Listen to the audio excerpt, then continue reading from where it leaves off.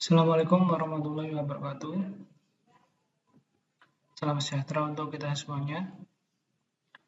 Kita lanjutkan materi ke-7 dalam mata kuliah Analika Data. Di materi ke-7 kali ini kita membahas mengenai Ethic and Application of Data Analytics, di mana ada beberapa etik ya, ataupun hal-hal yang perlu dipertimbangkan, ataupun hal-hal yang perlu diketahui begitu ya, dalam kita melakukan atau menganalisis, mengolah hingga sampai data yang kita gunakan itu nanti kita publikasi, mungkin seperti itu ya. Sehingga dikatakan di sini using data responsibility and effectively, atau menggunakan data secara bertanggung jawab dan efektif. Jadi saat kita menggunakan data ataupun data yang kita dapatkan begitu, kita harus memastikan bahwa data tersebut itu memang benar-benar adalah data yang bisa dikatakan valid. Mungkin yang pertama seperti itu. Lalu yang kedua adalah data tersebut nantinya saat kita olah dan juga kita tampilkan begitu ya dalam data visualization begitu, ataupun menampilkan dalam bentuk yang lain, itu kita harus bisa pertanggungjawabkan. Nah, seperti itu ya.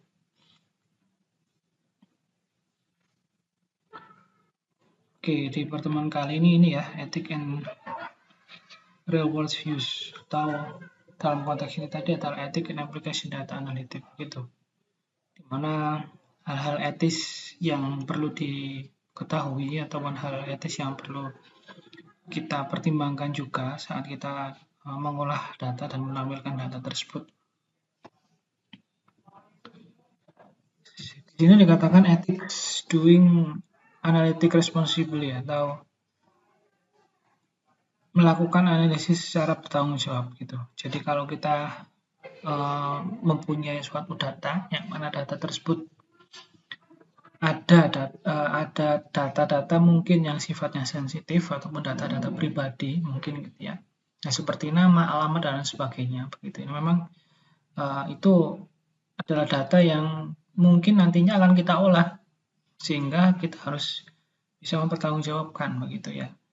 Nah, kita harus bisa mempertanggungjawabkan bahwa data tersebut tidak disalahgunakan mungkin gitu ya, ataupun tidak kita sembarangan untuk membagi kepada orang lain, ataupun kita saat kita mengolahnya dan menampilkannya itu ada filter-filter tertentu begitu, ataupun ada hal tertentu yang kita harus pertimbangkan apakah ini perlu ditampilkan ataukah tidak, seperti itu.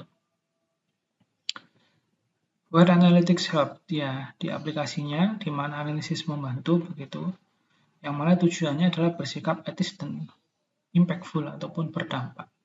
Nah, lagi-lagi ya faktor etis itu memang ya menjadi kajian di pertemuan kali ini ya, karena saat kita mengolah dan menampilkan ya sampai mungkin nanti mempublikasikan sesuatu itu ya ada unsur etis yang perlu kita pertimbangkan juga, sehingga ada dampak begitu ya, ada impactful ataupun dampak yang ya dalam konteks ini dan dampak yang positif yang kita harapkan dari hasil kita menampilkan atau memvisualisasikan data tersebut, sehingga tidak menjadi dampak yang negatif ya, tidak menjadi dampak yang malah bumerang, malah yang menjadi dampak yang tidak baik terhadap hasil apa yang kita analisis nantinya saat kita mau menampilkan.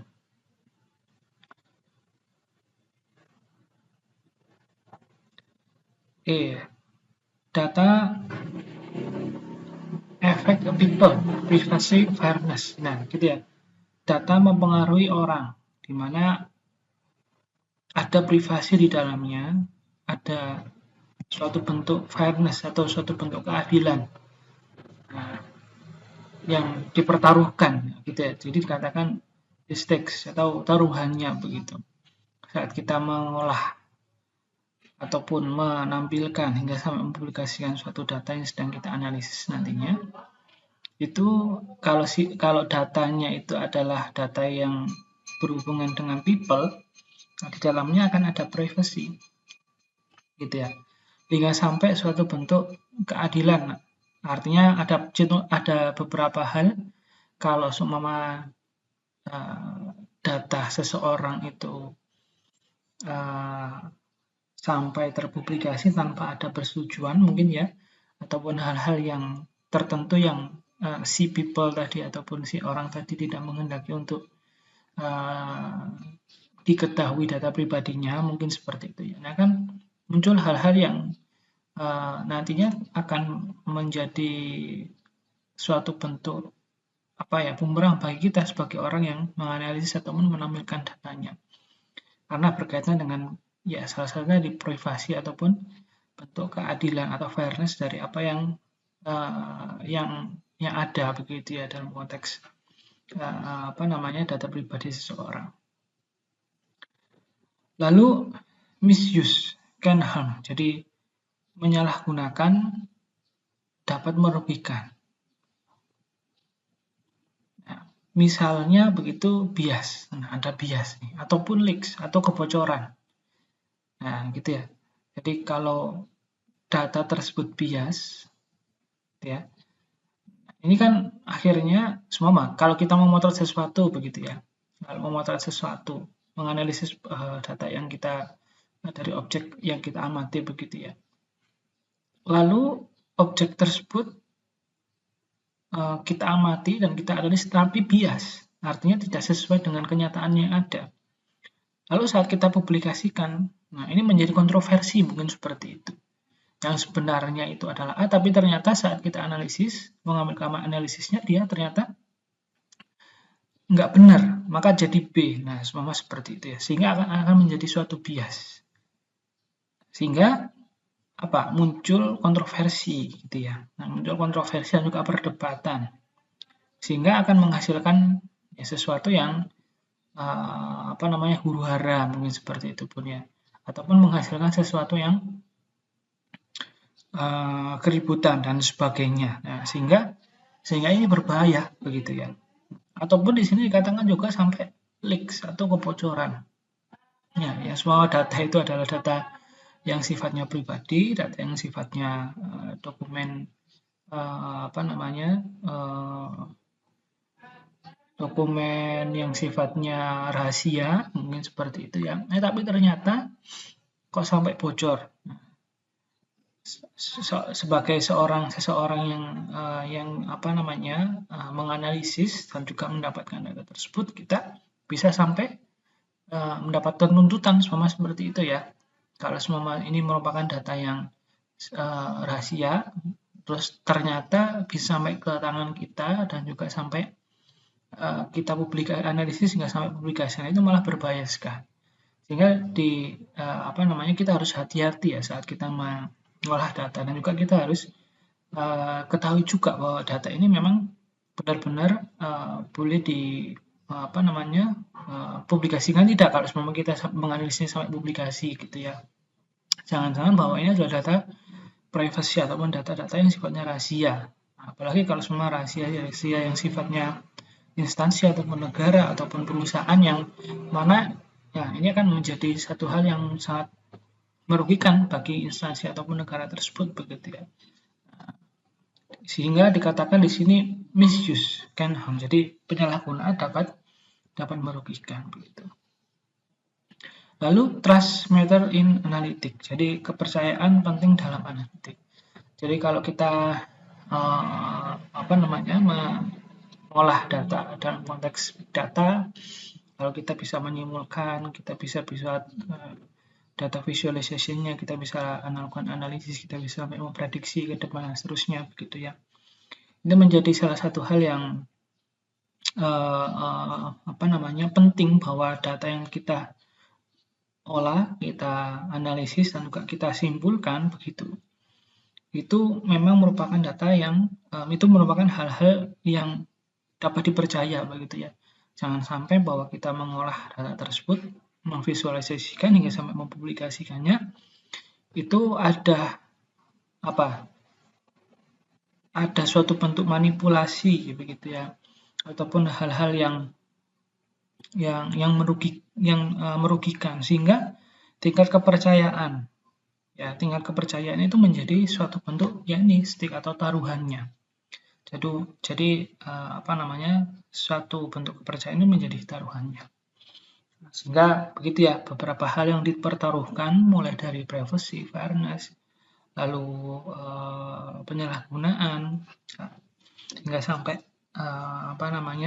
tingkat kepercayaan itu menjadi salah satu hal yang dipertaruhkan saat kita melakukan suatu bentuk analitik, hingga sampai kita mempublikasikan data yang kita olah dan juga analisis tadi. Oke, lalu ada protecting data. Jadi customer name in our dataset. Semua gitu ya. Jadi ada nama pelanggan dalam kumpulan data kita. Jadi seperti halnya contoh aja John Smith, gitu ya, ada nama gitu ya. Jadi dikatakan di sini ada suatu resiko leaks expose personal info. Nah, kebocoran dapat mengungkap informasi pribadi seseorang, nah kayak gitu. Nah, ini yang menjadi risiko, sehingga perlu diproteksi yang seperti ini ya, protecting data. Jadi perbaikannya bagaimana kalau ada risiko seperti itu? Contohnya di sini ya kita buat aja anonymize. Jadi kita anonimkan gitu. Contoh kalau kita punya dataset begitu ya, di dataset tersebut memang kita rekam suatu nama, begitu kita tuliskan suatu nama, semua ada John Smith. Nah, saat kita olah dan kita analisis ya, kita tidak perlu saat kita mau menampilkan gitu ya, menampilkan data yang kita olah, ya kita tidak perlu benar-benar pure pakai sesuai data mentahnya ya. Data mentahnya adalah namanya John Smith. Nah, kita bisa ganti nama John Smith ini menjadi customer 1. Nah, seperti itu. Nah, gitu ya. Jadi perbaikannya, kalau ada hal-hal resiko yang seperti ini, ya kita bisa anonymize. Jadi kita anonimkan seperti itu.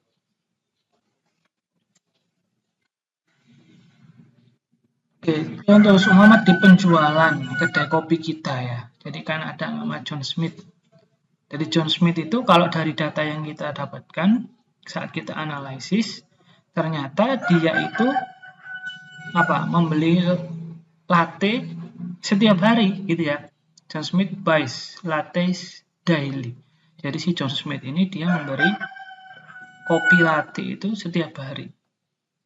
Seumpama if leak, jadi kalau semua data ini bocor gitu ya, dia mungkin merasa diawasi. He might feel watched. Jadi kalau semua data yang kita punya begitu, atau dataset kita yang dari database kita itu yang kita punya itu bocor ya. Nah, akhirnya si John Smith ini ya merasa diawasi begitu. Oh, ternyata ada orang yang tahu ya, saya itu beli latte setiap hari. Nah, yang seperti ini. Nah, ini untung beli kopi nih. Kalau hal-hal tertentu yang semua sifatnya sangat sensitif begitu ya, sangat pribadi. Nah, ini sangat berbahaya juga begitu, karena privasi seseorang dapat terganggu. Sehingga bisa juga seperti ini, dia merasa bahwa dia diawasi begitu. Jadi apa yang harus dilakukan atau lesson-nya bagaimana? Dari apa yang pelajarannya bagaimana? Ya remove or encrypt name. Jadi ya hapus saja namanya atau enkripsi nama. Jadi tadi ya kita bisa saat nama John Smith ini terekam ya gitu ya, kita bisa beri nama tertentu begitu ya, seperti tadi dicontohkan customer 1 gitu ya, sehingga di nama John Smith ini terenkripsi.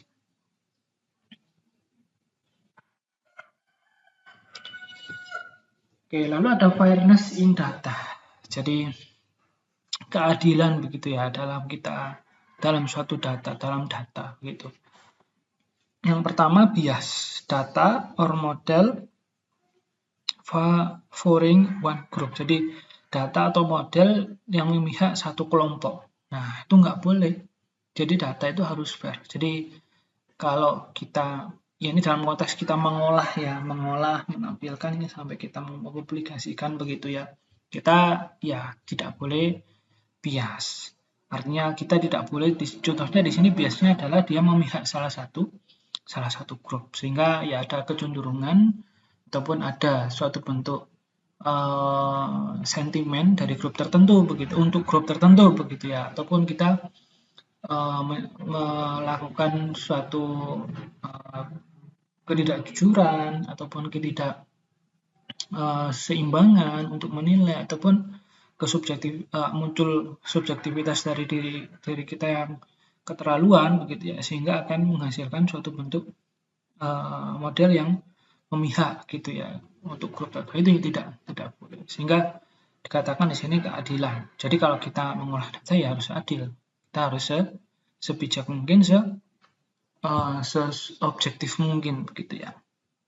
Nah, contohnya di sini hiring tool prefers men, historical data. Jadi alat perekrutan lebih mengutamakan laki-laki, semua dalam konteks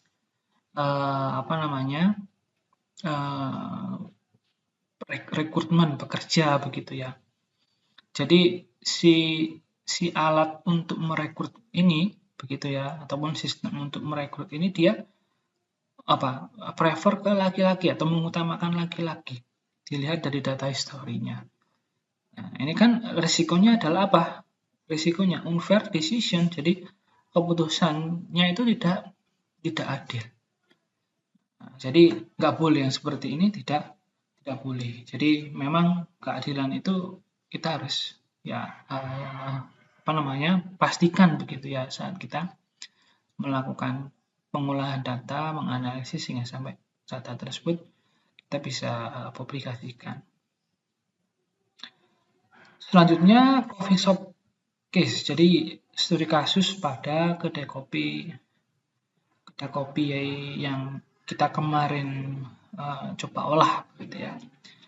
Jadi datasetnya most sales from John Smith. Selama kedai kopi kita itu datasetnya penjualan terbanyak itu ternyata dari atas nama John Smith.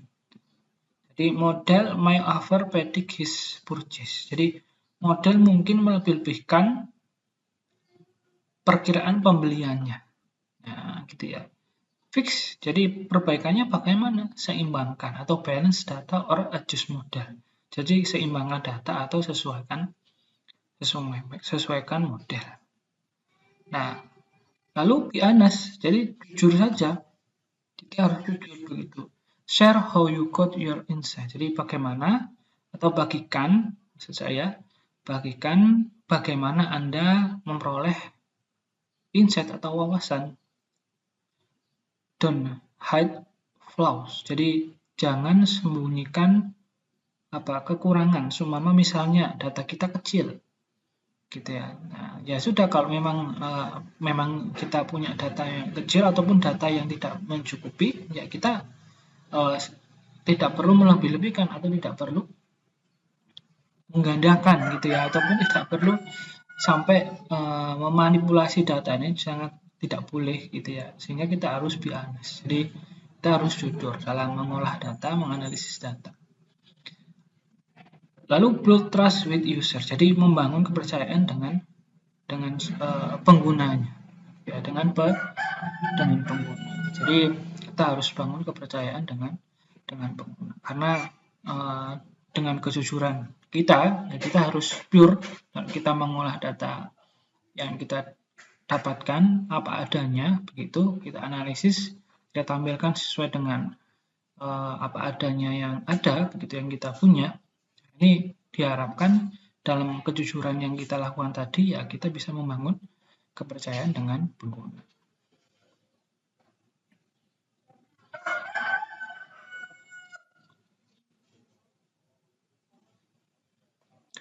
Oke, masih berkaitan dengan coffee shop sales. Jadi dalam konteks kita memprediksi, jadi penjualan akan naik 10%, gitu ya. Lalu be clear, bersikaplah jernih ataupun bisa dikatakan tegas, gitu ya. Based on 50 days small sample. Jadi berdasarkan data 40 hari, itu sampelnya kecil.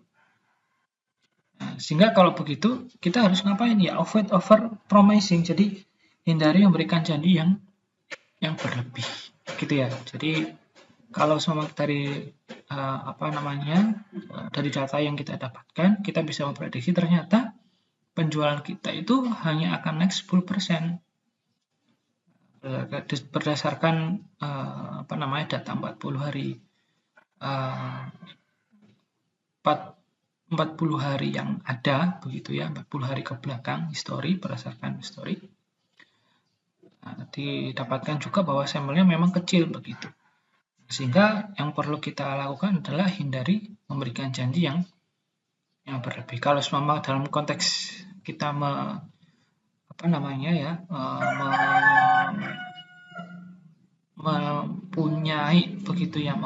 janji, kalau memang ada order ataupun ada hal-hal yang berkaitan dengan kita memberi janji kepada konsumen begitu, ya kita tidak perlu melebih-lebihkan, sehingga kita malah kita harus lakukan avoid ya, malah kita harus hindari begitu memberikan janji yang sifatnya berlebihan. Oke, lalu stay responsible, jadi tetap bertanggung jawab. Dikatakan protect privacy. Nah, kita harus bertanggung jawab, kita harus tetap kita lakukan protect privacy, kita lakukan lindungi privasi pelanggan. Kita bisa, contohnya ya anonymize data, kita anonimkan data. Lalu reduce bias, jadi kita lakukan cara-cara untuk mereduksi bias. Dilakukan check your data, ataupun kita cek kembali, kita clearkan bahwa data yang kita dapatkan itu sudah sesuai dengan keadaan atau sudah sesuai dengan hal yang benar begitu. Lalu be transparan, bersikaplah transparan. Bagikan batasan. Jadi artinya bahwa kalau kita melakukan dan mempublikasikan hal yang sampai kita analisis, sampai kita publikasi dari data yang kita dapatkan, kita harus transparan juga bahwa data tersebut itu adalah data-data tertentu yang boleh untuk dipublikasikan. Sehingga memang saat mempublikasikan itu kita lakukan sesuai begitu. Dan bila ada data-data yang memangnya berkaitan dengan privacy, maka kita bisa lakukan anonymize, ya, ataupun kita bisa enkripsi datanya begitu. Namun tidak akan merubah makna begitu ya, makna dari data tersebut. Kita tidak akan merubah informasi utama dari data tersebut. Oke, selanjutnya ada where analytics science. Jadi di mana sih analisis ini saat ini? Analika data, aktivitas-aktivitas yang menganalisis data secara besar saat ini itu shine ya, atau bersinar begitu, ataupun saat ini lagi digandrungi begitu ya. Nah, ada yang pertama adalah bisnis. Jadi konteks-konteks bisnis. Di dalam konteks-konteks bisnis, analitika data ini bisa bermanfaat untuk optimize sales atau optimalisasikan penjualan. Nah, seperti yang kita sudah pelajari ya, dan juga kita sudah coba begitu beberapa contoh soal yang sudah Anda kerjakan. Jadi hal-hal yang digunakan untuk kita dapat memprediksi, dan kalau kedepannya kita bisa berstrategi begitu ya dari hasil prediksi kita. Nah, tujuannya kan ya optimize, salah satunya kan boosting sales, optimize sales, seperti itu ya. Lalu yang kedua adalah healthcare. Nah, jadi kesehatan begitu ya, aspek-aspek yang berkaitan dengan kesehatan, di mana manfaatnya adalah bisa improve care. Jadi kita bisa mengimprove begitu aktivitas-aktivitas perawatan ataupun aktivitas-aktivitas yang sifatnya adalah bidang-bidang kesehatan gitu. Lalu yang ketiga ada climate, jadi iklim ya. Jadi kita bisa track trend, jadi kita bisa lacak tren dari iklim yang ada. Oke, Oke,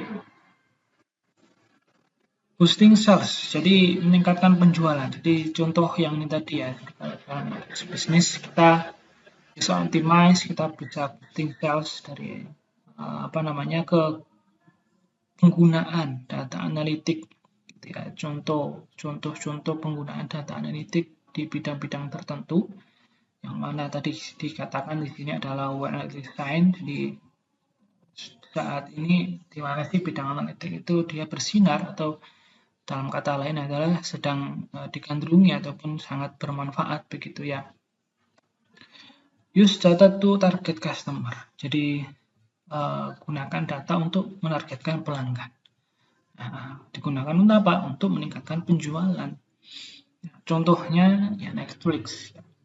Jadi si Netflix itu kan dia perusahaan yang membuat film ya, dan juga apa namanya, dia diketahui salah satu penyedia film terbesar begitu saat ini di salah satu perusahaan film atau penyedia film terbesar di dunia mungkin begitu ya saat ini. Jadi kalau kita lihat Netflix itu dia suggestion, jadi dia menyarankan. Jadi menyarankan tontonan. Nah, biasanya kan kalau kita apa namanya, daftar Netflix itu kan seringkali akan ditanya umurnya berapa begitu ya. Lalu ada pertanyaan mengenai gender ya. Jadi male female. Lalu mungkin ada pertanyaan yang berkaitan dengan film favorit mungkin seperti apakah film yang disukai itu horor, trailer, ataupun action dan sebagainya gitu ya, genre-genre tertentu. Nah, nanti si Netflix bisa mensuggest untuk tontonan-tontonan yang kita sukai begitu ya. Saya rasa juga tidak Netflix ya, ataupun kalau Anda pakai Spotify mungkin begitu ya untuk mendengarkan lagu. Nah, itu kan kadang seringkali ada pertanyaan-pertanyaan tertentu, 1, 2, 3, 4 pertanyaan di awal, sehingga si aplikasinya begitu bisa mensuggest begitu, dan juga bisa memprediksi bahwa oh ternyata kita itu sebagai user itu sukanya ini, sehingga akan diberi saran untuk mendengarkan ini, nah, kayak gitu. Nah, di contoh kalau selama di coffee shop, nah kita boosting sales-nya saat kita bisa mendapatkan, mengolah, menganalisis, dan juga memprediksi data yang sudah didapatkan. Harapannya kita bisa melakukan promote latte to frequent buyer. Jadi kita bisa mempromosikan latte kalau kita ketahui ya kepada pembeli yang tetap. Jadi kalau data yang kita dapatkan kan kemarin kan latte itu merupakan salah satu varian atau items yang memang tidak begitu banyak yang laku, sehingga kalau kita ketahui buyer-buyer tertentu yang memang merupakan pembeli tetap, nah ini menjadi potensi apa namanya, yang sangat menarik nih. Ini orang ini dia selalu beli begitu ya, orang ini dia selalu beli, namun ternyata belinya nggak latte. Nah, kita promosikan kepada dia, gimana kalau dia beli latte. Itu tidak memiliki risiko yang besar karena dia pembeli tetap kita, namun kita beri promosi kepada mereka, sehingga harapannya bisa boosting sales, jadi meningkatkan penjualan. Dalam konteks ini latte gitu ya, kita ketahui sebelumnya dari data yang kita dapatkan ternyata latte ini items yang paling jarang dibeli. Contohnya seperti itu dalam konteks coffee shop.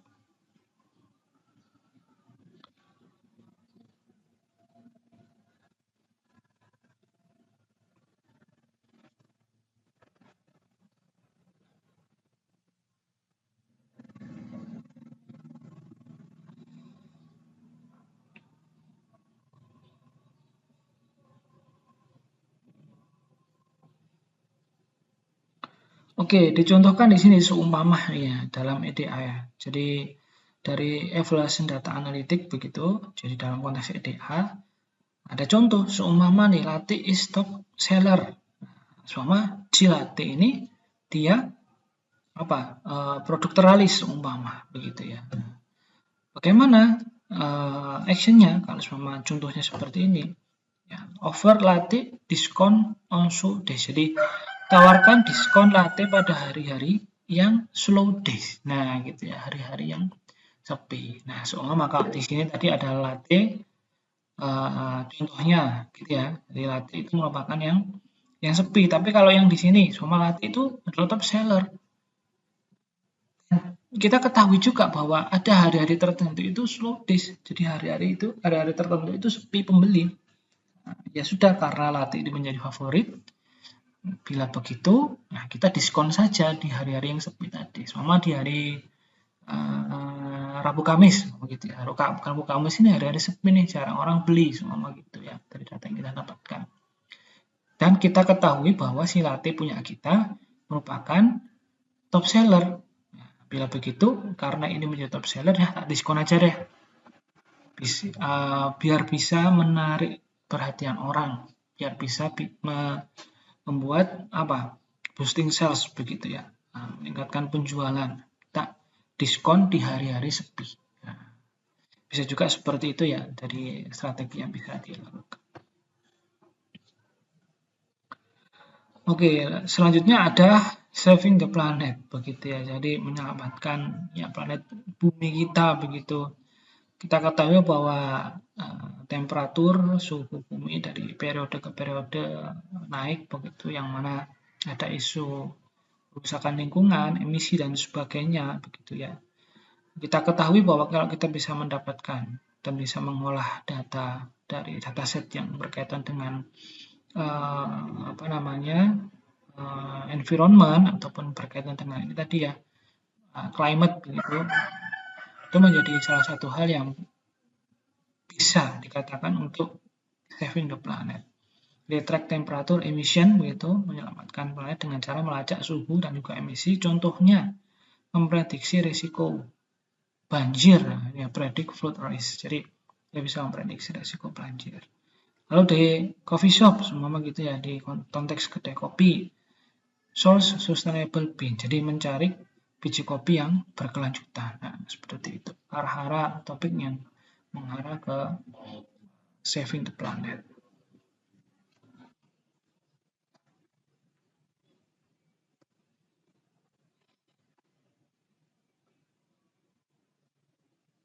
Baik, selanjutnya, semua ini ada ide. Kita mau melakukan pengecekan atau pelacakan ya. Jadi track sales versus weather. Jadi apakah hari-hari yang panas itu membutuhkan minuman yang dingin. Nah, jadi hot days equal ice drink. Jadi ya kita cek begitu. Apakah hari-hari yang panas itu memang membutuhkan minum yang dingin, ataupun si pelanggan itu sedang minum yang dingin.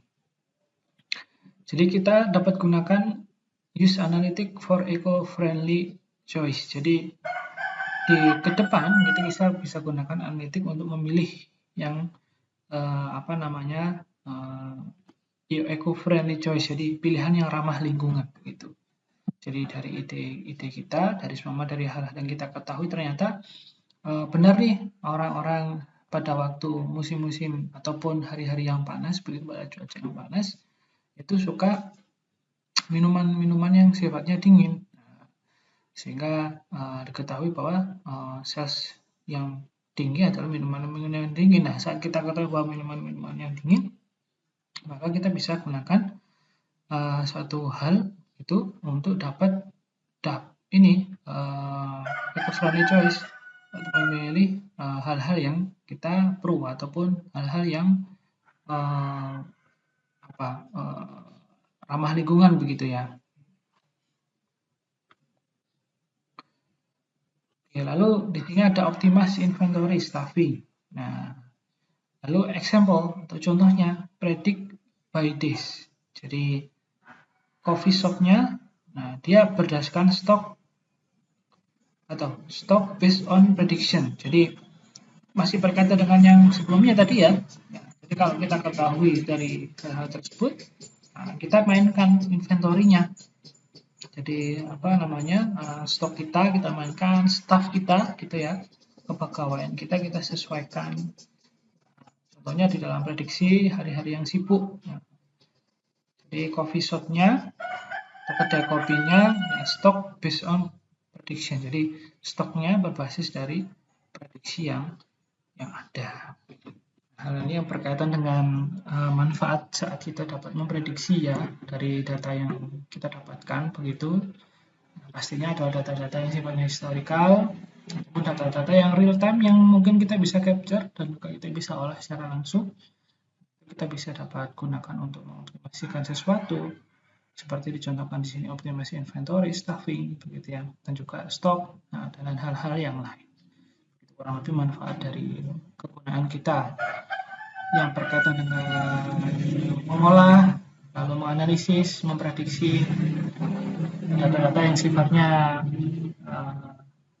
berkaitan dengan tadi ya bisnis, kurang lebih seperti itu. Baik, saya rasa cukup sampai di sini. Kurang lebihnya mohon maaf. Wassalamualaikum warahmatullahi wabarakatuh.